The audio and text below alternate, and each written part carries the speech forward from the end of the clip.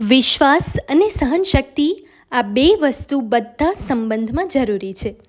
કેમ કે વિશ્વાસથી સંબંધ બંધાય છે અને સહનશક્તિથી સંબંધ જળવાય છે. મારો અધિકાર શું છે એ યાદ રાખવાને બદલે મારી ફરજ શું છે એ યાદ રાખીએ તો વધુ સુખી થવાય. ફોનમાં તથા મનમાં બિનજરૂરી ડેટા સેવ ન કરો, સ્પીડ ઘટશે જ. સંબંધોની દ્રષ્ટિ ધૂંધળી થાય તો લેટ ગોના 2 ટીપા નાખી દેવા.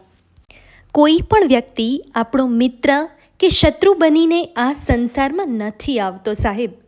આપણો વ્યવહાર અને શબ્દો જ લોકોને મિત્ર અને શત્રુ બનાવે છે. માણસ પાછળ ખર્ચેલો સમય વ્યર્થ જઈ શકે છે, પણ ભગવાન પાછળ ખર્ચેલો સમય ક્યારેય વ્યર્થ નથી જતો. વધારે આયુષ્ય નહીં આપે તો ચાલશે, સુંદર રીતે જીવી સુંદર રીતે મરતા શીખવાડજે પ્રભુ.